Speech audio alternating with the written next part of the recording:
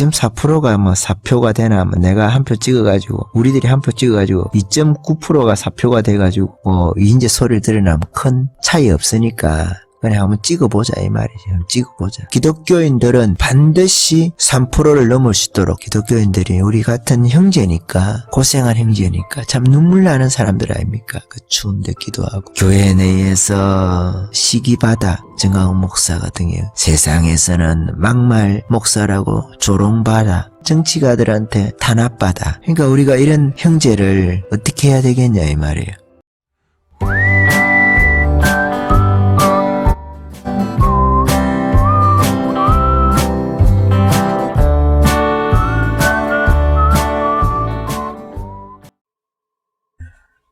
예, 지금 펜앤마이크에 기독자유통일당 비례표라고 해야 될까요? 예, 지지도가 나왔습니다. 지지도가 나왔는데 조사 기간은 2020년 4월 4일에서 5일까지 토요일 일요일이네요. 양일간에 걸쳐서 조사를 했는데 조사 대상은 전국만 18세 이상 남녀고 조사 방법은 무선 자동 응답 전화조사 이렇게 했네요. 응답자 수는 1,007명이고 가중치 부여 이렇게 나오고 그 2020년 3월 행정 안전부 주민등록 인구 기준 성 연령 지역별 셀 가중 이렇게 돼 있고 오차 범위는 95% 신뢰 수준에서 플러스 마이너스 3% 응답률은 4.3% 이렇게 돼 있네요. 공정해서 했으니까 응답률이 4.3%다. 이거를 저 같은 경우에는 이게 언제 알았냐면은 그 김문수 지사님이 그 정규재 선생하고 펜앤마이크에 정규재 선생하고 그 대담을 했습니다. 대담을 했는데 기독자유통일당의 선거대책위원장 같은데 그런 이제 자격으로 이렇게 대담을 했던 것을 보면서 거기 이제 여론조사인 걸 가지고 나오더라고요. 기독자유통일당이 그 지역구는 빼고 지역구는 우리가 보지 말고 비례대표에서는 기독자유통일당이 2.4% 그리고 우리 공화당이 1.9% 이렇게 되네요. 비례 3% 넘어야 일단 한석이 확보가 되니까 2.4%면 0.6%만 그 더해지면 되는데 여기 그 지지하는 정당이 없다 이게 이제 13.4%가 있네요. 사람들은 뭐 투표를 안 할 수도 있으니까 지지하는 정당이 없는 사람들이 투표하러 가기는 잘 안 할 수도 있겠죠. 근데 알 수는 없어요. 이걸 갖고 그 쪼개가지고 다 뭐 배분도 할 수 있을지는 모르겠는데 어쨌든 그렇습니다. 지금 기독자유통일당의 비례대표 2.4%예요. 그럼 한석이 안 된다는 이야기인데 추세는 조금 올라가고 있다. 이렇게 김문수 지사는 이야기를 하더라고요. 이야기를 하는데 참 이게 어렵습니다. 이게 그러면 이 사표가 되거든. 우리 공화당도 이게 1.9%고 이 두 개 합치면은 3%, 4.3%가 되지 않습니까? 4.3%면 여기서 이제 두 가지 심리가 있겠죠. 사표 방지, 그 죽은 표를 방지하기 위해서 내가 찍은 표가 국회의원 당락과 전혀 상관없이 되는 당선과 상관없는 표가 되지 않기 위해서 일단은 그대 여당의 비례대표 정당을 찍는 그런 방법이 있겠죠. 그런 방법이 있고 또 하나는 저걸 3%를 만들기 위해서 0.6%가 부족하면 내라도 찍어줘서 2.4%를 3%를 만들어야 되겠다는 그런 심리가 있겠죠. 제 생각할 때 저기 2.4% 기독자유통일당 지지자들은 아마도 통합당이 아니라 그대 야당의 비례대표 정당을 찍지는 않을 가능성이 많아요. 충성도가 너무 높아요. 좋은 의미인데 충성도가 높은데 그게 독이 될지 아니면은 그게 꿀이 될지 양약이 될지 그건 이제 시간이 지나봐야만 알 수가 있는데 그렇습니다. 그래서 지금 이제 선거 운동을 여당하고 정부 측에서 그냥 돈을 살포해가지고 옛날에 그 고무신 선거 하듯이 그렇게 하려고 하는데 제가 요즘에 이제 정부에서 정세균 총리하고 박원순 시장까지 나와가지고 그게 기독자유통일당 본거지 본산이라고 할 수 있는 거의 뭐 선거 탄압이나 마찬가지 유사한 건데요. 그 교회가 자기네들하고 정치적인 입장이 다르지 않습니까? 정강훈 목사님 교회를 말씀을 드리는 거예요. 그래서 여기도 부활절 예배를 강행하면은 서울시에서 이렇게 기사가 뜨는데요. 정강훈 교회 부활절 예배 강행하면 또 고발한다 이런 식으로 해가지고 공무원들이 교회 입구를 막고 서가지고 공무원들도 제대로 임했다 거리를 두고 있지 않은 것 같은데 그렇습니다. 그래서 아마 좌파들이 지금 공무원들하고 합세를 해가지고 난동을 부리는 것 같은데 정세균 총리도 교회 다닌다는 사람이 평창동에 무슨 교회 다니는 것 같은데 교회 다니는 사람이 자기 신의 정치적인 입장을 위해 가지고 지금 교회에 대해서 계속 예배에 대해서 경고 조치를 하고 있거든요. 정권이 코로나를 핑계 대 가지고 이렇게 하는 것을 보면서 참 2번을 지역구를 찍고 19번을 기독자유통일당을 우리 기독교인들이 좀 찍어가지고 좀 이게 본때를 보여줘야 되지 않느냐 나 그런 생각이 요즘에 딱 들더라고요. 그래서 지금 저기 보면은 2.4%거든요. 2.4%. 저기서 더 빠지지 않는다고 가정하고 한 0.6%가 모자라잖아요. 근데 설령 정강훈 목사님에 대해서 전적으로 지지하지 않는 사람이 있다 하더라도 저기 2.4%는 상당히 광야교회에 열심히 있거나 혹은 적어도 저 같은 사람보다는 정치적인 입장에 있어서는 더 중성도가 높을 수가 있거든요.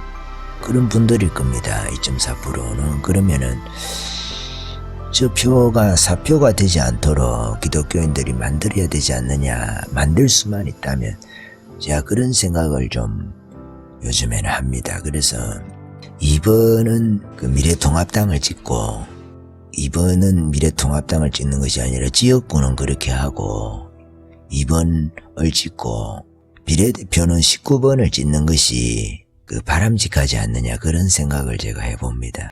김문수 지사하고 정규재 선생하고 둘이서 대화를 하는데 그러더라고.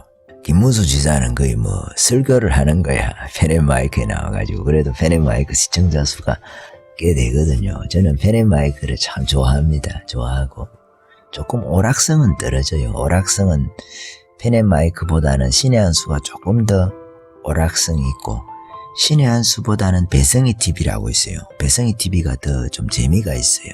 재미있게 참 잘해요. 그래 참 우파에도 그런 위트 있다고 할까요? 즐거운 우파가 있는 게 좋잖아요. 맨날 우파가 찡그리고만 막 살 수는 없잖아요. 맨날 싸우고. 정강훈 목사님도 재밌게 해야 돼요. 그러니까 인기가 있는 거 아니겠어요? 우파도 좀 더 재밌게 하면 좋은데 근데 우리 정규재 선생하고 재미하고는 좀 거리가 멀고 좀 딱딱하고 그렇죠. 재미가 없지만은 알차고 유익한 거는 정말 많습니다. 정말 많아서 저는 정규재 TV를 좋아하는데 그렇지만 이제 신앙은 없으니까 우리처럼 은사를 추구하고 장로교인들이 볼 때는 은사주의자이면서 이런 사람들은 에 대해서 정규재 선생은 또 달리 생각할 수도 있습니다만은 어쨌든 간에 그것은 비신자들에게 우리가 요구할 건 아니지만은 그러니까 좋은 사회 선생님 정도는 된다 이렇게 정치보다는 경제 이런 데서 사회 분야 이런 데서 좋은 선생이다 그렇게 생각하고 보면은 참 도움되고 얻을 게 많습니다. 그렇지만은 너무 또 우리가 정치에 함몰되어서는 안 되는데 우리가 함몰되지 않을 수밖에 없도록 지금 상황이 만들어져 있기 때문에 이것이 참 비극이면 비극이죠.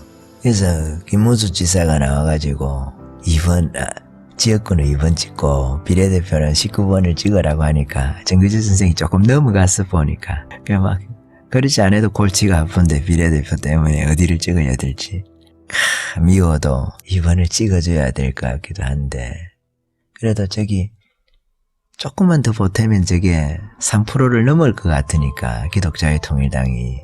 그러니까 정기재 선생도 마음이 왔다 갔다 하는 거예요. 우리처럼. 그런데 좀 보니까 내가 볼 때는 많이 넘어왔어. 나도 많이 넘어갔거든.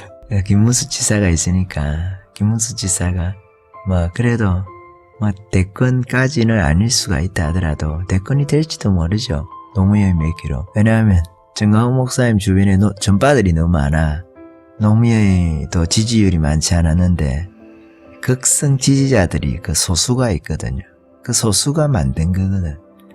정 안 되니까 나중에 단일화를 통해 가지고 그렇게 하잖아요.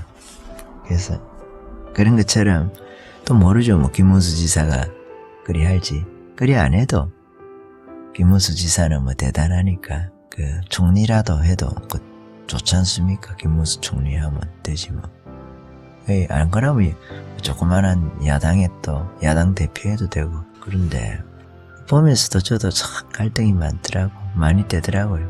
이겨야 되는데 저게 또 2.9% 돼가지고 4표가 돼도 안 되잖아요. 3% 안 넘으면 안 되거든. 2.9%는 의미가 없어요. 0.1% 더 얻지 못하면. 그러면 또 인재가 되는 거지. 옛날에 우파에서 인재가 되는 거고. 어쨌든 한국당에 비례대표 표를 깔아먹은 건 맞거든. 그러니까 참 우리가 믿고 19번을 찍어야 되는데 하나님을 믿고. 그래서 이럴 때는 참 기독교인들이 똘똘 뭉쳐가지고 한 번의 경험이 중요해요. 한 번의 경험. 승리해본 경험. 그것을 이번에 한번 해볼 수 있지 않을까 하는 생각도 들더라고. 이번에는 잘하면 될 수도 있다. 그렇게 하면은 다음에 또 될 수가 있거든요. 다음에. 그럼 왜냐하면 이게 내가 찍는 표가 이게 4표가 아니구나. 4표가 아니구나. 그런 생각이 확실히 의식 속에 승리한 작은 경험 있잖아요. 그게 쌓이게 된단 말이에요. 우리가 하나님의 뜻을 사실은 다 알 수가 없어요. 우리 협력해서 선을 이룬다고 하는 하나님의 뜻을, 하나님의 계획을, 왕의 마음이 보혜물과 같아서 여호와의 손에 있다고 하잖아요.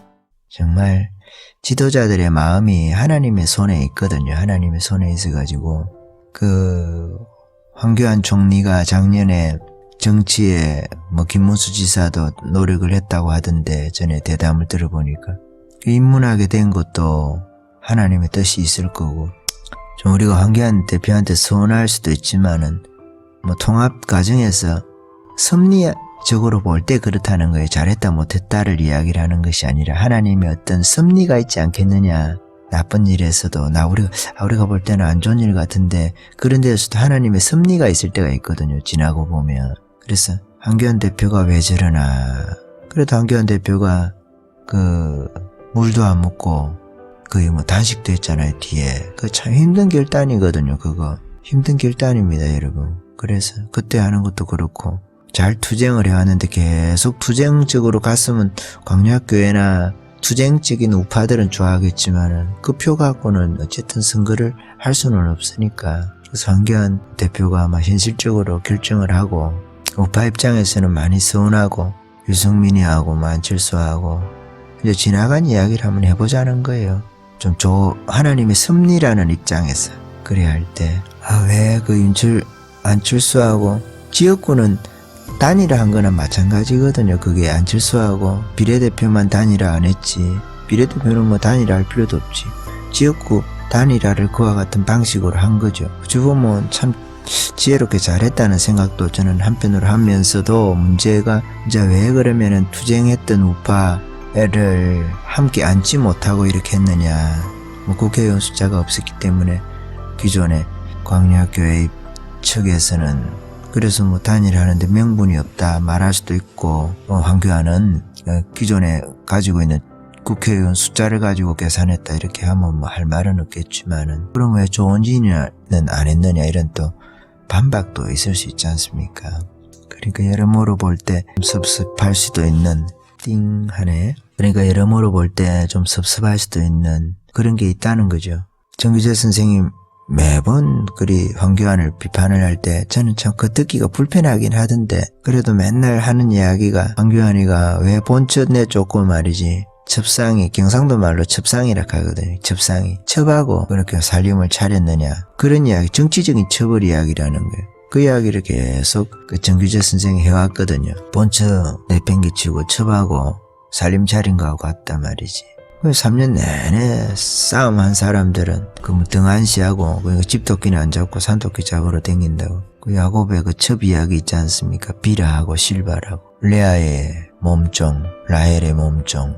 그런 것처럼 첩을 들이는 것은 이해한다 이거지 뭐. 어쨌든 통합을 해야 되니까. 그 뭐 자식 새끼 많이 낳아야 되니까 12지파 낳으려 그러면 첩이 있어야 낳을 거 아닙니까? 라헬 뭐.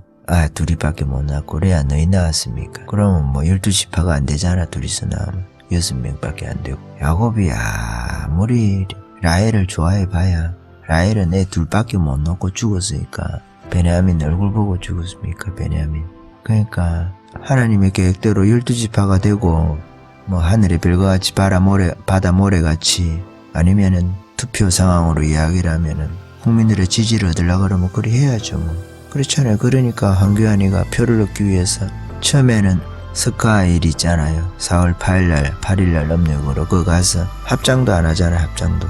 사람에게 합장은 해도 그 될 수도 있는 거 아니겠어요. 우상숭배는 아니잖아요. 예법이니까 사람에게 뭐 손을 모아서 우리가 이렇게 인사하는 거는 가능하잖아요. 왜냐하면 우상에게는 하면 안 되지만 스님에게는 이렇게 손을 모아서 자기네들 인사 방식이기 때문에 그런 것은 우리가 할 수도 있는 거잖아요. 그거는 뭐 법적으로 성경적으로 어떻게 금할 수가 없는 거 아닙니까? 그게 뭐 크게 잘못된 건 아니잖아. 안 하고 싶지 사실은 심정적으로는. 왜 그걸 정치인이니까 하는 거죠. 그 사람 표를 얻어야 되니까 어쩔 수 없이 하는 거죠. 그게.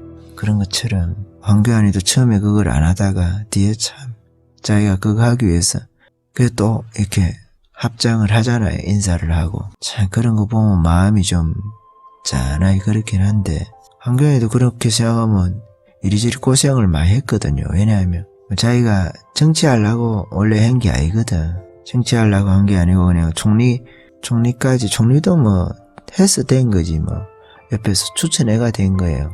박근혜 때. 근데 원래는 자기가 조그마한 교회를 사역을 하고 있으니까 주일날에 그냥 평생 그냥 교회 사역하면서 은퇴해서 황교안이 보면은 얼마나 좀 가정적이잖아요. 일반적인 정치인들보다도 더 우리가 볼 때는 더 가정적이라고 생각해요.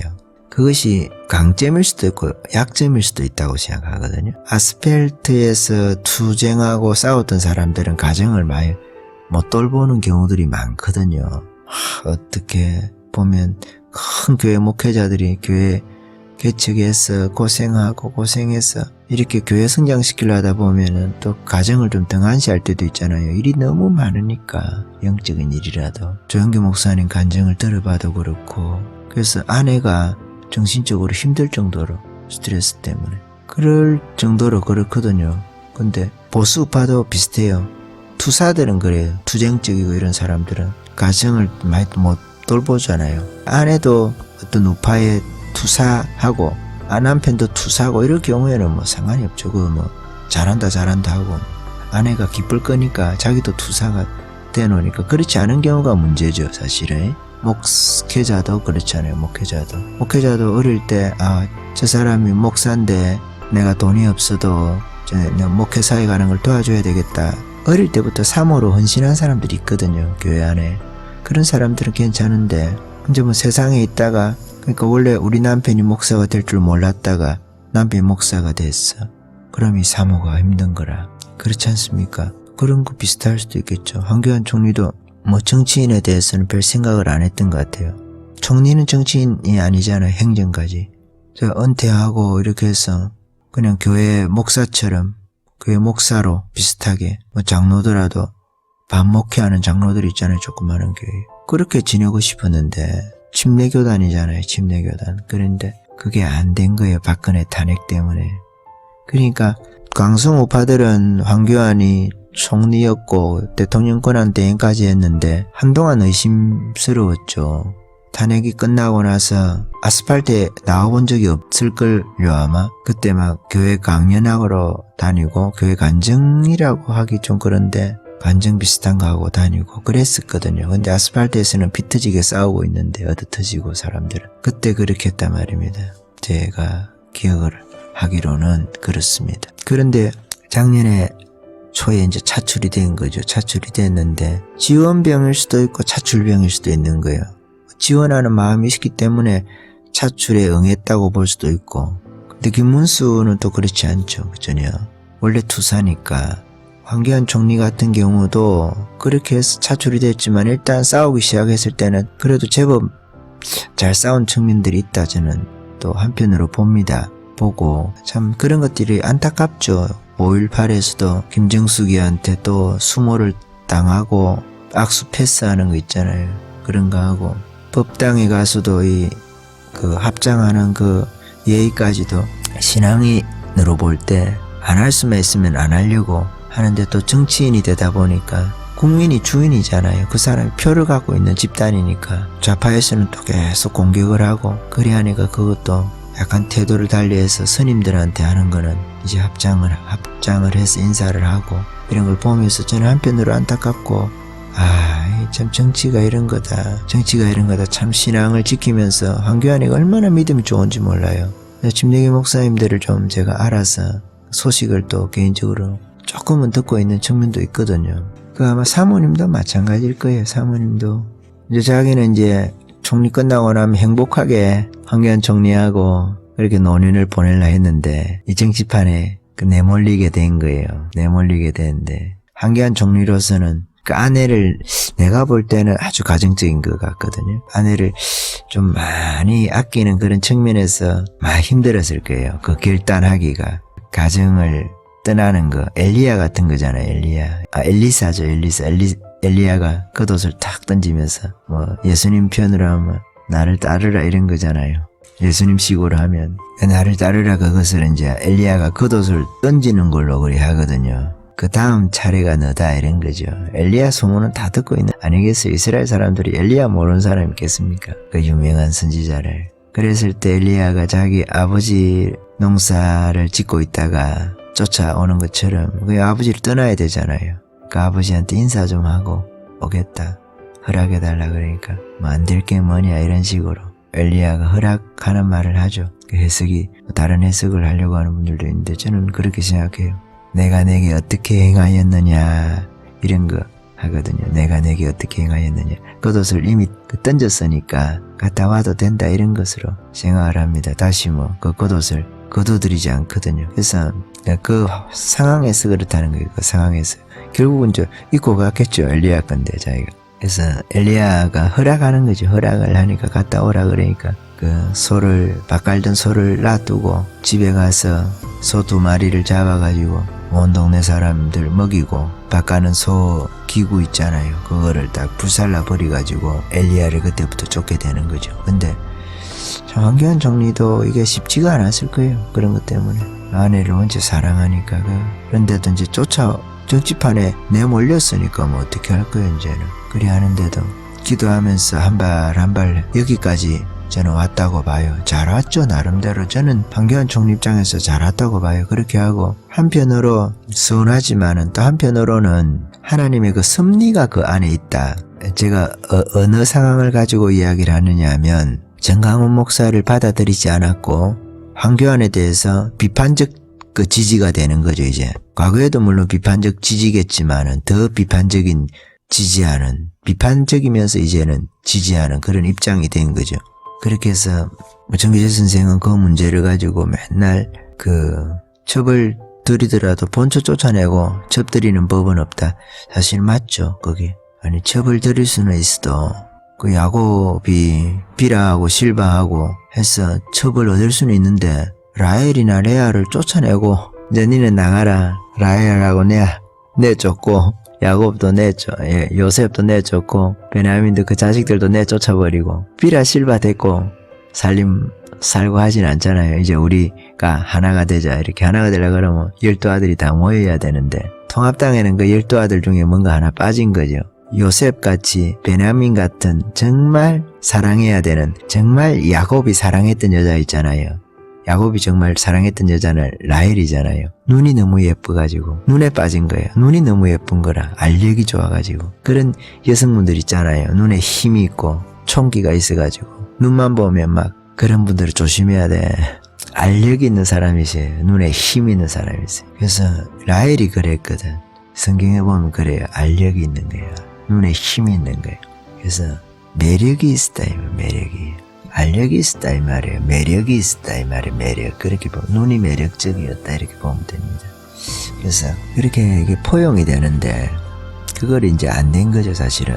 김무성이고도 그대로 있어. 땅 안에 유승민이도 그대로 있어. 들어왔어. 안철수만 빼고 뭐 다 들어온 거지. 어쩔 수 없죠. 그건 잘한 거라고 저는 한편으로 시작을 합니다. 하는데 그래야 통합이 되죠. 같은 색깔끼리 모여가지고 그 시너지가 안 생기잖아요. 시너지가. 전에도 말씀드렸지만은 뭐 김대중이는 김종필이하고도 손을 잡고 김영삼이는 노태우하고도 손을 잡고 노무현이는 정몽준이하고도 손을 잡는데 손을 못 잡을 게 뭐가 있습니까? 손을 잡아야 되지. 그렇게 이기는데 지고 나면 아무것도 없는 거를. 그런데 이제 여기서 왜 정강훈이가 배제됐을까? 그 지점이 도저히 우파가 납득이 안 되거든요. 납득이. 그런데 납득이 안 되는 거 이제 납득을 하려하면은 이제 신의 한 수죠. 하나님의 섭리가 있어가지고 황교안이도 막 그 지 마음이 아닌 거라 하다가 됐는데 그렇게 결정될 때가 있잖아 우리가. 근데 그 하나님 할 때가 있거든. 그렇게 제가 옛날에 운전을 하는데 저는 운전할 때 이제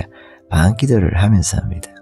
크게 소리 질러가지고 우리가 산기도 할 때처럼 그렇게 방언기도를 하기도 하고 그냥 일반적으로 방언기도 하기도 하고 이렇게 하기도 하는데 근데 방언기도를 하고 가다가 근데 갑자기 브레이크가 살짝 밟고 싶은 거예요. 브레이크가 어쩌다가 하다가 반사신경으로 브레이크 밟았는데 근데 그때 안 밟았으면 사람 하나가 다칠 뻔한 거예요. 갑자기 누가 끼어드는데 내가 먼저 밟고 나서 끼든 거야.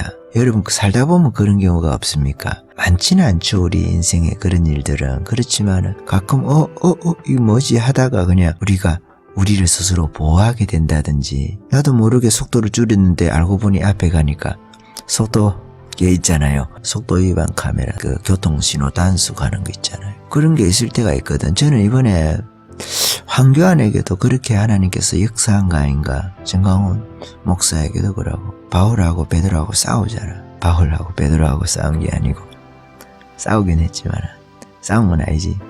베드로가 책망들었지. 바울하고 바나바하고 마가 때문에 싸우잖아요. 근데 우리가 볼 때는 싸운 건데 그것이 하나님의 큰 역사를 이루잖아요. 바나바는 바나바대로 바울대로.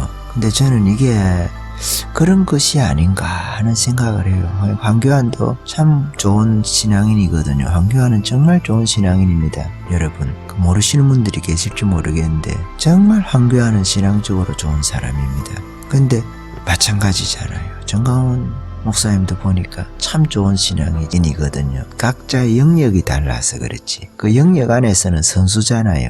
정강훈 목사님은 그 부흥사 쪽으로는 선수잖아요.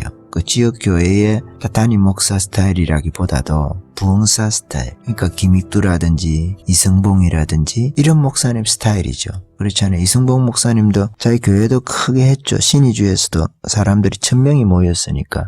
30대인가 그때 그랬지 않습니까? 40대였나 30대였는가 그때 그랬단 말입니다. 신의주에서 일제시대 때 그것도 그럼 대단한 거 아닙니까? 그죠? 그러니까 이승봉 목사님 같은 경우에는 그 부흥사 스타일이잖아요. 부흥사. 자기가 부흥사로서 이제 길을 가려고 할 때 그 김익두 목사님이 나타나가지고 오른손으로 옆구리에 대니까 은혜를 받아가지고 꿈속에서 그렇게 몸이 뜨거운데 그것이 뜨거워서 몸에 땀이 흐르고 막 그 성령이 우리가 체험할 때 있잖아요. 그런 것을 깨서도 그냥 계속 그 몸이 뜨거워져 있었다는 거 아닙니까?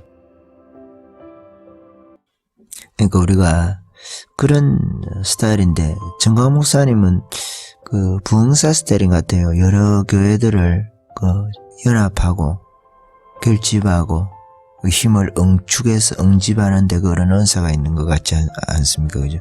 황교안은 또 영역이 다르잖아요. 정치 영역이니까. 정치인들에게 또 요구되는 그런 덕목을 하나님께서 지금 쌓아가는 거니까 이미 배워온 것도 계시겠지만 그래도 우리가 다른 영역에 들어갈 때는 배워야 될 게 많거든요. 저도 이렇게 유튜브 이거 조금 하는 데 있어가지고 이거 뭐 기도만 한다고 되겠습니까? 여기 해본 사람의 이야기를 들을 거는 들어야 되거든. 해본 사람의 이야기. 그렇잖아요. 그 전문가 다 영역이 있거든요. 물론 이제 내가 안 받아들이거나 안 받아들이고 받아들이건 받아들이고 선택을 자기가 결정을 하는 거죠. 결정은 결국은 자기가 하고 자기가 책임지는 건데, 그래도 뭐 전문가의 이야기를 조금 들어서 참고하면 빨리 가고, 그런 게 이미 해본 사람들 이야기는 낫지 않습니까? 들을 게 있고 그런 것처럼 그런 거거든요. 그러니까 각 영역이 다르다는 것을, 정규제하고 황교안이 영역이 다르잖아요. 정규제는 경제고 황교안은 저 법, 그리고 정강훈은 또 다르잖아요.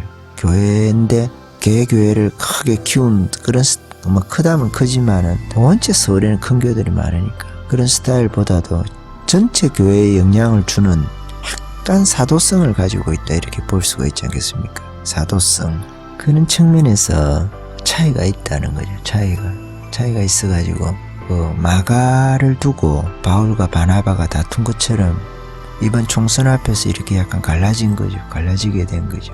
갈라지게 됐는데 그게 하나님이 거의 개입한 거 아닌가. 바울하고 바나바 싸우듯이 저는 그런 생각을 합니다. 그러니까 하나님 섭리가 있었다는 게, 섭리.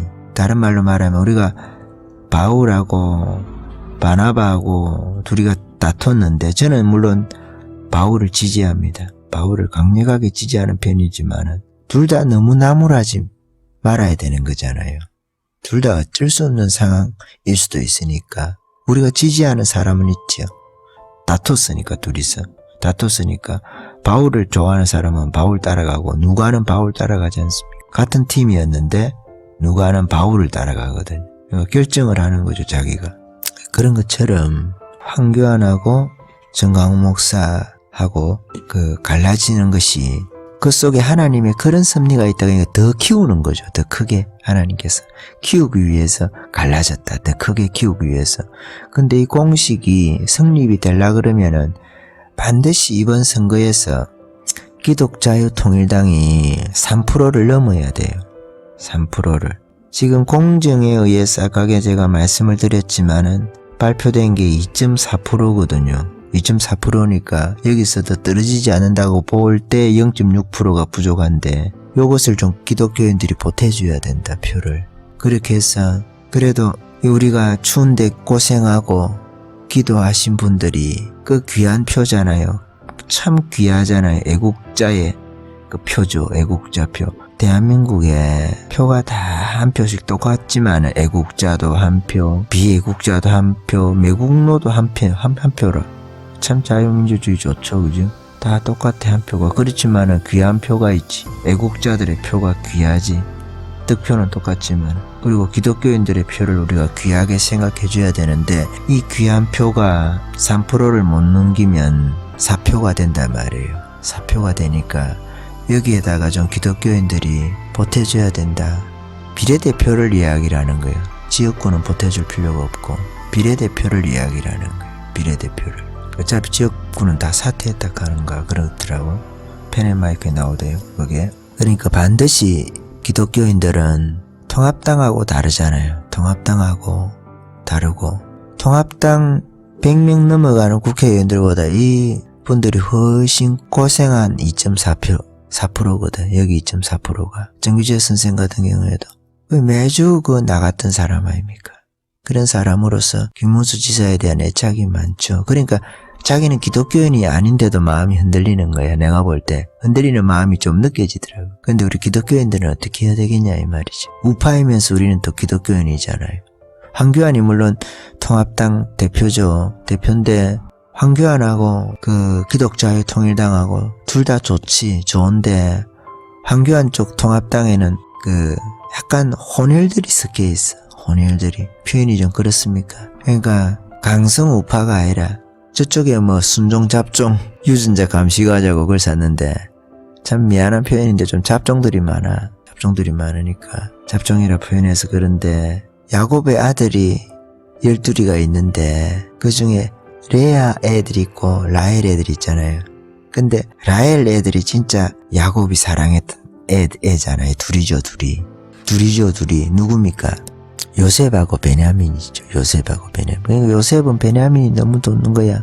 엄마도 같고 아빠도 같으니까. 우리가 엄마도 같고 아빠도 같은 게 기독자유통일당이잖아.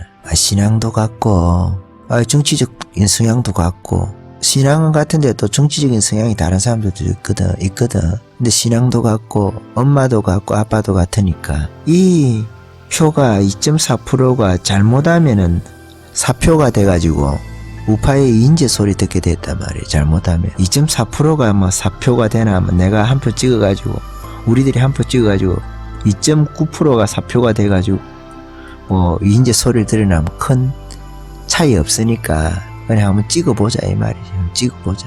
어차피 뭐 우리 같은 형제가 영적인 형제가 욕을 먹으니까 2.4% 사표가 되면은 죽은 표가 되면 욕을 먹으니까 2.9% 돼도 욕을 먹으니까 2.9% 욕 먹거나 2.4% 욕 먹거나 0.5% 욕 먹는 거잖아. 그러니까 열심히 우리가 운동해가지고 기독교인들은 반드시 3%를 넘을 수 있도록 그래서 이 2.4%를 사표로 만들지 않기 위해서 열심히 찍다 보면 또 두석 세석도 될지 어떻게 합니까? 3%만 일단 넘기면은 거기서 조금만 더 보태면은 이제 그때 다른 데서 사표가 얼마나 나오는지 계산해 봐야 되는데 4% 전후로 하면은 의석을 2개 정도 갖고 올 수도 있거든요. 근데 그때 이제 사표들을 다 배제시켜 놓고 나눠야 되니까 4%가 안 돼서도 그럴 수도 있어요. 그건 이제 계산이 지금은 할 수가 없는 거고 표가 딱 깨져 봐야 알 수가 있는 건데 그러니까 여기서 기독교인들이 우리 같은 형제니까 고생한 형제니까 참 눈물 나는 사람들 아닙니까? 그 추운데 기도하고 교회 내에서 시기받아 정하은 목사가 등이요. 세상에서는 막말 목사라고 조롱받아. 그러니까 해력 같은 거 누굽니까? 그게 문재인이나 정세균이나 박원순이나 이런 정치가들한테 탄압받아 고소당하지. 코로나 빌미 돼가지고 말이죠. 핑계거리 생기니까. 그러니까 우리가 이런 형제를 어떻게 해야 되겠냐 이 말이에요. 그냥 단순하게 정치공학으로 그냥 우리가 비례까지 2번을 찍는 것보다는 어쨌든 이렇게 판이 깨졌으니까 통합되는 거는 물 건너간 거고 집회로 망한 나라 지금 집회로 반 살려난 거거든 사실은.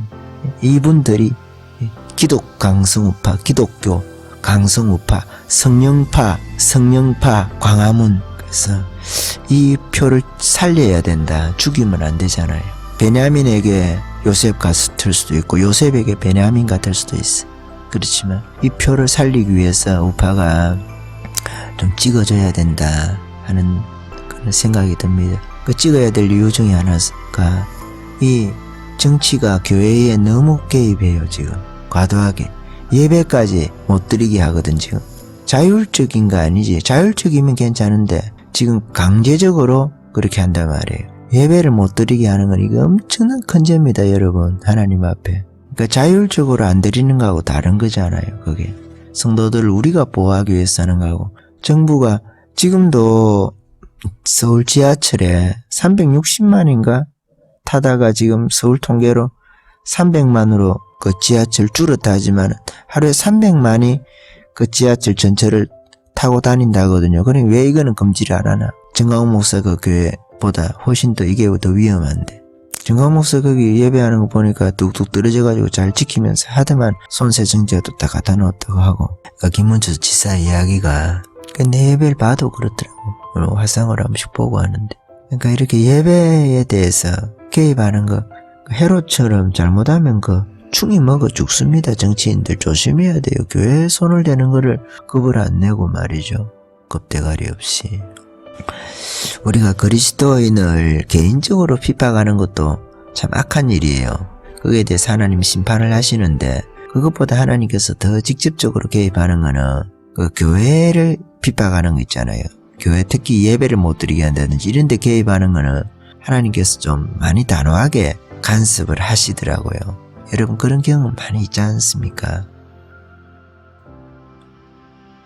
군생활 이야기를 해서 좀 그렇긴 한데 좀 여러분들이 듣기 싫으실 수도 있는데 군생활 이야기는 참 재미없을 수도 있고 맨날 아이고 또 뭐 군생활 이야기를 하나 그럴 수도 있는데 그래도 군생활이라는 것이 우리 인생에서 신앙을 테스트 받는 그 666 표 같은 약간 성격이 있거든요. 우리가 표 앞에서 우리 신앙을 테스트하기 위해서 우리가 고등학생 자식들이 시험 공부 위해서 이렇게 공부를 하잖아요. 시험 치려고. 믿음을 이렇게 우리가 쌓아가듯이. 그래서 딱 시험 치는 하루에 그 점수가 나오잖아요. 근데 공부를 안 하고 뭐 점수가 잘 나올 수도 있고 안 나올 수도 있지만 공부를 하나도 안 하고 가서 시험 쳐서 잘 나온다는 건 있을 수가 없잖아요. 마찬가지거든요. 우리가 군대 신앙생활 보면은 우리가 일상적으로 사회생활 할 땐 잘 표가 안 나는데 군대 가보면 표가 나. 신앙생활이 잘한다 못한다. 여자는 시집 가보면 안다. 그런 이야기까지 하잖아요. 그래서 그때 신앙을 지켜야 되는 거죠. 그러니까 편안하고 안전하다 할 때는 그 신앙이 그게 진짜인지 가짜인지 잘 모르는 거예요. 근데 그런 데 가면 이렇게 좀 차이가 나다는 걸 느끼게 돼요. 신앙이라는 게. 그래서 자기 자신에 대해서도 그렇고 우리가 어려운 환경을 겪어봐야 이제 내 신앙이 내 점수가 어떻게 되는지 시험을 쳐서 점수가 나오는 거예요. 공부할 때 모의고사 물론 잘 봐야 되겠는데 큰 시험을 쳐봐야 우리가 알 수가 있거든. 군대 같은 게 그런 역할을 하니까 우리가 군대 이야기를 한 번씩 합니다. 듣기 싫을 수도 있고 그래도 여러분 그냥 아이고 뭐 그런 것도 있나 그리 생각하고 그냥 들어보셔도 뭐 괜찮을 수가 있습니다. 저도 군대 가기 전에는 나름대로 기도하고 금식하고 좀 체험하고 헌신하고 사역하고 교회 가운데서도 하나님 뜻대로 살려고 사람들도 많이 포기하고 살려고 애를 많이 썼어요. 그렇게 하고 하나님 음성도 듣기도 하고 어릴 나이지만 부족해서 잘 모르죠. 몰라도 그래도 하나님 뜻대로 한번 가봐야 되겠다 하고 인생을 그렇게 했는데 그렇게 하다가 좀 금식을 많이 하다 들어가서 군대에서 참 체력적으로 많이 힘들었어요. 훈련 받을 때. 그때 제가 군대 가기 몇 달 전에 내적 치유를 세게 귀신하고 관련된 것을 이렇게 내쫓기면서 상당히 내적 치유하고 관련되어 있는 그런 것에 어쩌다가 경험을 강력하다고 표현하긴 좀 죄송하고 좀 깊이라고 표현합시다. 깊이 좀 경험을 하게 됐어요. 그러니까 그 이후에 계속 기도 금식하면서 몇 달을 보낸 거예요. 기도 금식하면서 묵고 금식하고 이런 시간들을 많이 보낸 거예요. 그러니까 막 군대 갈 사람이 막 체력이 바닥이 난 거예요. 바닥이. 버스 타면 오래 못 서 있을 정도로 그리 돼서 그 상태로 군대를 들어간 거예요. 참 바보 등신이죠. 어떻게 보면 인간적으로 생각하면. 근데 그때 영적 경험이 좀 강력하다 보니까 기도가 그렇게 땡기니까 기도가 땡긴다 합니까 여러분. 기도가 그렇게 땡기는 거예요. 어쩔 수가 없더라고. 그러니까 또 금식하게 되고 기도가 땡기니까 더 깊이 기도를 하고 싶었어. 그래서 또 금식을 하고 그러니까 체력이 떨어지더라고. 체력이 떨어지니까 어쩔 수가 없더라고. 그래서 그 상태로 군대를 들어간 거예요. 바보같이.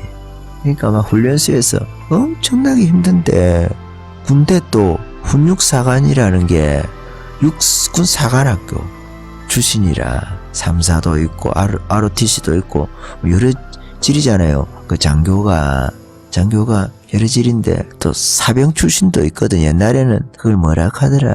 그 사병 출신의 장교도 있었어요. 장교도 있고 그랬는데 그러니까 훈련이 완전히 자기 육사에서 하는 식으로 이 훈련을 하는 거예요. 보충대를 지나가지고 사단이죠. 사단에서 훈련을 하는데 사단 훈련소 이런 거죠. 사단 훈련소.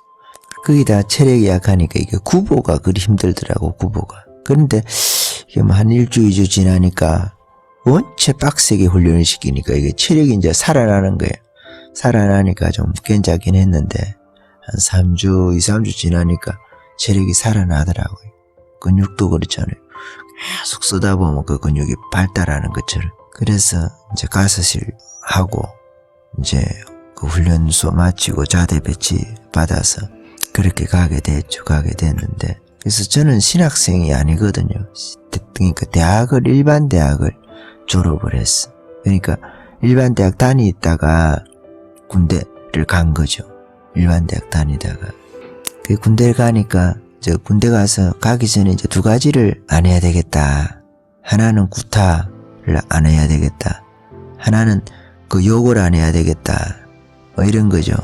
그렇게 했는데 그때 또 기도 제목이 또 두 가지가 있었어요. 군대에서 운전을 배울 수 있으면 군대에서 운전 배우고 나갔으면 좋겠다 하는 거하고 그 좀 망상 같은 거죠. 예, 이거 배울 수 없더라고 사실. 그리고 또 하나 기도 제목은 군대에서 영창 같은 데를 한번 갔다 오면 좋겠다. 내가 그때는 왜 그랬는지 그런 것이 있었어요. 그런 이제 그러니까 뭐 두 가지를 안 하는 거 또 두 가지는 좀 할 수 있으면 좋겠다 이런 거 그 소망이 들더라고. 그래서 대충 그리 생각하고 근데 내가 안 해야 되는 거는 이게 안 해야 되겠다. 두 가지 욕을 안 해야 되겠다 군대에서 그렇게 하고 그 구타를 안 해야 되겠다. 이 두 가지를 제가 서원 같은 거죠.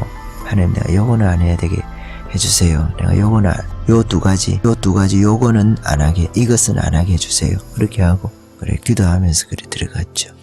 기도하면서 들어갔는데 그 자대 배치를 받으니까 철책에서 나와서 그 예비연대인가 그랬을 거예요. 예비연대인가 그러니까 예비연대인가 예비사단인가 그러니까 훈련이 엄청나게 많은 거예요. 그러니까 철책 들어가 있는 그 연대 이런 거 있거든요. 거기서 안 받는 훈련은 그 예비연대나 예비사단이 다 받는 거라. 그러니까 막 철책에서 나와가지고 그러니까 우리가 다 그걸 받는 거예요. 그러니까 훈련이 계속 있는 거예요. 훈련이 없는 그게 한 주가 거의 없다시피 할 정도로 훈련이 많은 거예요. 그러니까 행군하죠. 행군.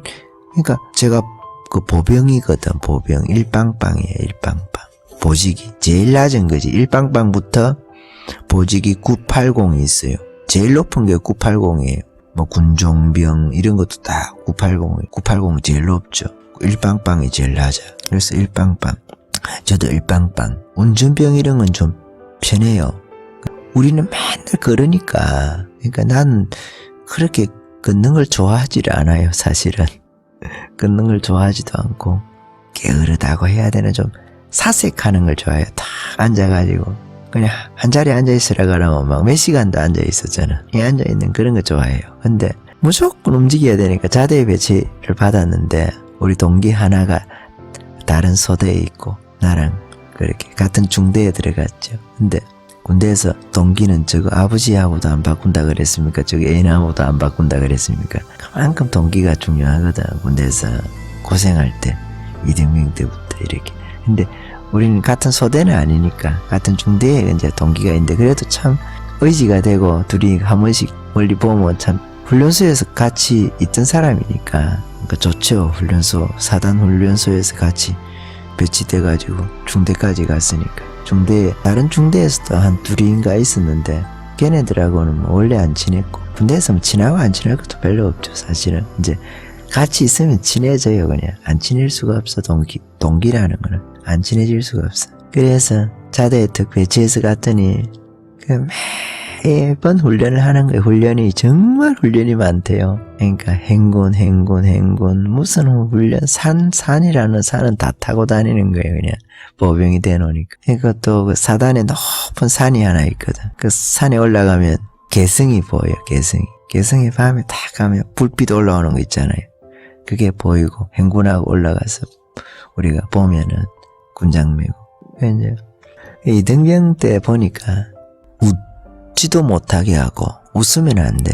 웃지 못하게 하고 당연하겠죠. 그거는 훈련소에서 힘든 거하고 또 자대 배치돼서 힘든 거하고 달라요. 훈련소에서는 다 동기니까 정신적으로는 덜 힘들잖아요. 동기들끼리 티격태격 할 수는 있다 하더라도 선이 꺼져 있거든. 어느 정도. 그렇게 하는데 자대에 배치받으니까 이게 외딴 쓰면 혼자 있는 그런 거 있잖아요. 군중 속에 정말 군중 속의 고독이라고 합니까? 딱 그런 게 혼자 있는 거. 혼자 있고 저쪽 30 몇 명, 한 40명 되는 사람들은 다 저끼리 알고 이런 거 혼자 딱 가니까. 그러니까 그게 군대에 가면 이제 주일날 예배를 가야 되잖아요. 예배. 내가 예배 이야기 하려고 요 이야기를 하는데 처음에 이제 예배를 가야 되니까 기독교 신자 종교집합 이렇게 하잖아요. 옛날에는 우리가 전달해가지고 중대에서 방송이 나오면은 우리가 뛰어가서 전달사 이렇게 하거든. 이 막내가 가서 전달을 받아와서 소대에다가 전달을 해준단 말이에요. 전달사항. 유단자는 체육복 입고 무단자는 도복 입고 연병장 집합 10분 전 이렇게 하면은 그거를 이제 중대 행정반에 가서 막내가 전달사항 하면은 방송이 나오면 다 전달을 받는다고요. 그거를 그 전달을 받아가지고 소대에 와서 그거를 그 똑같이 복명복창이라 해가지고 똑같이 외치면서 다니는 거예요. 1소대 계십니까? 그 중대에 있는 그 안에 내부반, 세면장, 화장실, 분탄창고 이런 데 다 돌아다니면서 그걸 하는 거예요. 전달사항 1소대 계십니까? 무단자는 도복 입고 유단자는 체육복 입고 연병장 집합 10분 전입니다. 전달사항 이렇게 하면서 막 소리 지르면서 뛰어다녀요. 그걸 이제 막내가 하죠. 저 같은 경우에도 그걸 이제 한참을 했죠. 한참을 하고 한 2달을 했어요. 한 2달을. 제 밑에 한 3주 조금 더 되고 나서 쫄따구 왔는데 그 쫄따구가 조금 있다가 장가를 가가지고 상당히 휴가를 오래 줬어요. 그게 장가를 가서 그랬던가 하여튼 애가 있었던가 하여튼 골치가 아파요. 그래서 골치 아픈 쫄따구 하나가 있어가지고 내가 다 그 역할들을 좀 오래 했는데 그래서 그런 생각이 납니다. 처음에 이제 군대 자대에 가니까 첫 주가 됐는데 예배를 못 가게 하더라고. 우리 그 위에 일병이 있거든. 일병이 못 가게 하는데 가면 죽인다 이거야. 주먹으로 이렇게 해가지고 그 일병이 한 80kg가 넘는데 몸이 그래서 우락부락하게 생겼어요. 충청도 새끼인데 우리가 뭐 그거 한다고 안 갈 건 아니잖아요. 그래 내가 기독교 신자 집합 주일날 되면 그러거든. 한 20분 딱 그 전에 30분 전인가 20분 전인가 그러면 딱 걸어서 그 간단 말이에요. 그 밑에 교회가 있으니까. 그러면 이제 그래서 목사님이 와 연대에서 목사님 와서 예배를 드리는데 그럼 각 중대의 병력들이 가서 예배를 드리는 거예요. 예배를 드리는데 왜 그 가서 그냥 앉아만 있어도 눈물이 나. 2가지 이유지. 이제 가면 죽었다 하는 거고 그냥 찬송 하나 부르면 그냥 눈물이 나요. 서러워서 엄마도 보고 싶고. 그래 첫 주 갔더만은 이제 우리 그 말년 하사가 있었어. 말년 하사가. 그래도 이제 같이 가더라고. 몇 명 데리고 이제 자기가 인솔해가지고 그래 가서 예배를 드렸어. 예배를 드리고 앉아서 많이 울고. 근데 내보고 가지 마라 캔 그 사람도 일병이 자기도 일병이니까 소대에 있으면 힘들잖아. 자기는 신앙도 없는데 보니까 신앙도 없는데 자기도 그 옆에 같이 가더라고. 같이 가. 내가 주일날 가서 이 예배 시간에 눈물이 나니까 울려고 해서 우는 게 아니라 그냥 앉아있으면 눈물이 흘러요. 그냥 수도꼭지 드러난 것처럼 운다고 줄줄줄 흘러. 그냥 목사님 성경 말고도 눈물이 난다니까. 찬송 부를 때 그 곡조 있잖아요. 곡조 음악이 그냥 슬프게 구슬프 그렇게. 그래서 막 옆에서 막 날로 꼬집고 하는 거야. 울지 말라고. 참. 그러니까 아예 믿음이 없는 사람이지 득보면 알잖아요 우리가. 그래 막 눈을 부라리고 날로 쿡 옆에서 그 치는 거 있잖아요. 사람들 모르게. 그래 하고 그러더라고. 그래 아유 참 나는 그런 경우도 막 교회에서 내가 방언기도 하다가 막 관리 집사님 들어와가지고 툭 날로 치우고 말이지. 방언기도 하다가 하고 있으면은 막 어디 교회에서 방언하냐고 그러고. 옛날에 그랬거든. 그런 교회가 있었어. 그런 또라이 새끼들이 있어. 교회도. 그래야 그랬는데 전도사도 그러다고. 그런 전도사들이 있고 그러는 것처럼 아유 또 군대에서 또 그래도 우리는 또 고집이 세거든. 그래도 우리는 하고 그래. 하고 니는 많이 해라만 나는 딴 데 가서 한다 그러면 그래야 그랬었는데 이게 군대 오니까 또 그런 거야. 이게 군대 오니까 아니, 울도 함부로 못하겠네. 울도 못하겠어. 울고 싶어 오는 것도 아니고 눈물이 나는데 그냥 주르르 흐르는 거를 그냥. 그래. 그러니까 그래 이제 첫 줄 갔다 오고 뭐 다음 주는 또 더 심하게 하는 거야. 그거를 다음 주는 이제 못 나가게 그래 하는. 못 나가게 그래 하는데 뭐 내가 안 나갈 것도 아니고 그래 또 가고 이리 했죠. 갔다 오면 막 협박이 보통이 아니에요. 협박이 이게 뭐 돌멩이 같은 걸로 머리를 혼자 있을 때 머리를 이렇게 짱돌 같은 걸로 찧어보기도 하고 나 때문에 우리 막 고참들 하고 집합당해가지고 막 줄 봤다는 그때는 안 쳤어.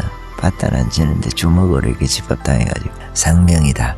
상병이 이렇게 한 7, 8명 막내부터 딱 세워놨잖아요. 상병 막내가 이제 밑에 1병, 2등병 다 1병 왕고 막내까지 2등병 왕고 막내까지 세워놨잖아. 나는 거의 막내야. 그럼 상병 1병부터 해가지고 2병 탁 때리고 나가. 그럼 나는 걔한테도 맞았지. 또 다음에 이제 1병이 와서 몇 대씩 때리고 가는 거야.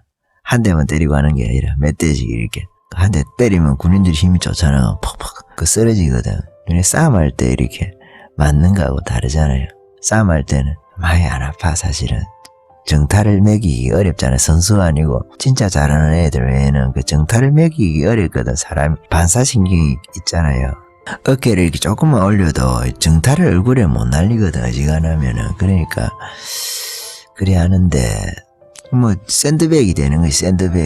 샌드백이 돼가지고 맞고 나고 내가 참 지금도 감사한 거는 우리 바로 위에 고참인데 걔는 이제 내를 안 때려.